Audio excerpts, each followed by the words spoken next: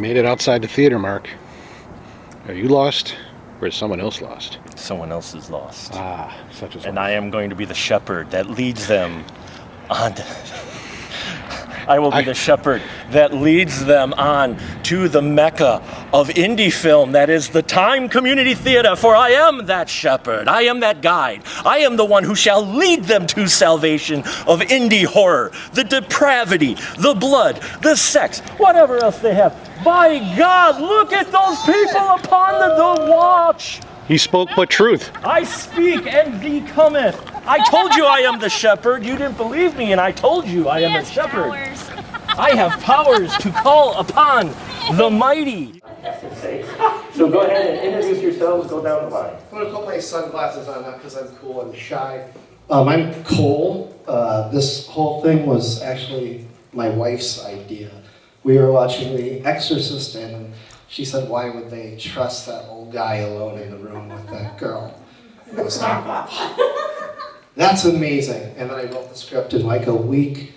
And this is Paul, Father Stone, who came for the whole weekend and actually, he researched his lines for probably like 6 hours straight. And he only had like 3 scenes. And I think I used everything he shot because it was all so amazing. Oh, thank you. That's your role in the script is like 2 pages and it's like 10 minutes. It was so much fun though. It was so much fun. Yeah, thank you for coming. You did a great job. I had so much fun with those scenes. All right. Yeah, any questions here, Mark? No, I've got a mic already. Oh, you did? It's the mystery mic. So Yeah, any questions? I haven't been to a festival in like 10 years. Well, my first question is, I kind of know a little bit of the history of this, but how long did it take you to complete this film? 5 years. Yeah, 5 years. It wasn't our fault. We were pretty far along with it. Well, first of all, I wrote it to film in Viroqua, and then she got a dream job in Rochester. So at Mayo Clinic, so I was like, well, let's just move up there. The beautiful city. I knew we could film it up there, and just kind of paid for gas money, and our actors came up and worked for lunch. But we had so many bad things happen. We were thrown out of our house. Not sure exactly what the story is there. Might have been the film. The screaming? It might have been. And then the new house we had, we rebuilt the sets. It took a long time just to find a house that was similar. Short story long, we rebuilt the sets, and then our sewage broke and flooded the sets out with fecal matter. So we set it aside for like a year because I didn't want it to ruin my marriage. But when she was recuperated, we just rebuilt the sets and kept going. And what we filmed in that last year, Bella, the lead actress here, who is, really, not enough can be said about Bella, because if she had backed out, we would have been screwed.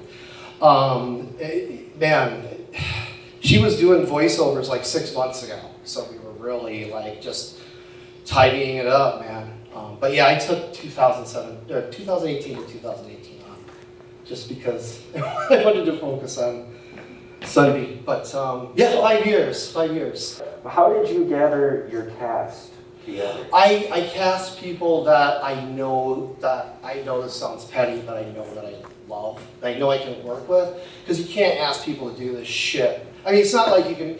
I love all sorts of different people, but you gotta have people you can trust to do a script like this. So I just cast people who, I worked with you before. Paul I knew fairly well, even though we never met in person. I just knew he was a good person. Derek is, everybody.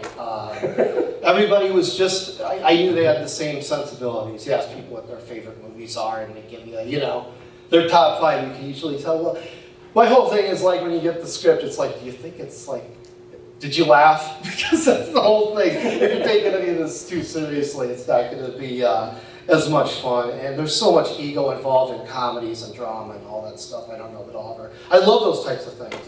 We're the first in line for romantic comedies whenever there's a new one. But there's so much ego involved on the sets. You need somebody who can get fake blood on them and laugh, and everybody's on the level and having a good time. I don't think there was one disagreement through this whole shoot. The whole thing was just like, aside from our problems with the sets and stuff, it was a breeze. Everybody was awesome. You even paid for your own costume there. I didn't. You say I asked you to dress up like that. I did, and I said, do whatever you want, man. And you sent me that. I'm like, oh, cool. That works. Yeah. Anybody have any questions for Cole for the Rise? Well, thank you for coming. Honestly, even if you didn't enjoy it, this is like we worked really hard on it. It's one of those things that it's pretty much the script, page for page. Nice. And Paul, I did not burn your hair. That was a trick of camera. We actually still have your hair.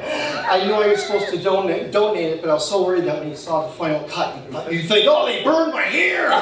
No, that was a cut, and then your hair wasn't the paper. So there's a story behind that. Because my dad died of cancer, I grew out my hair for 2 years. And then on that day, while I was driving up, I decided let him cut the hair for the movie. Yeah. And they were gonna donate it. So We still are. Yeah. no, we still are reshoots. I knew I couldn't just have her cut it off. It needed to go into be part of a ritual.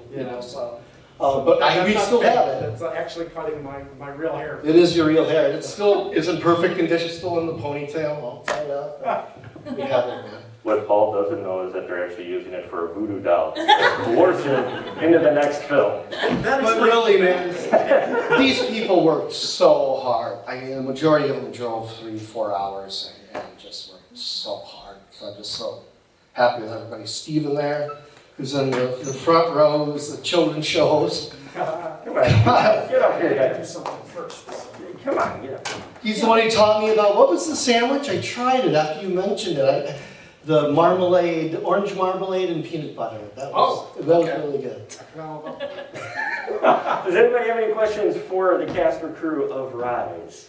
Speak up. So I'm curious about something. Yeah. I love the boxes in Gretchen's living room, and I just have to wonder, was that actually called for in the script, or were you blocking something? No, it was called for. Yeah, I did it. Well, it was originally made to be filmed in Viroqua, and I knew we always have just so much problems with keeping continuity in the set. And I figured, well, what's somebody going to do if I think they're ending the world? Well, they're going to put their shit, just like leave it on the side, like they're moving. They're going to line everything up and just you kind of get ready for whatever this thing is that's going to be living in our house. So I just kind of had her put all the shit to the sides. And if you notice, everything in her house has been, sorry, my mouth's dry, it's been pushed to the sides. And she's kind of making room for whatever this thing that's going to show up is going to be.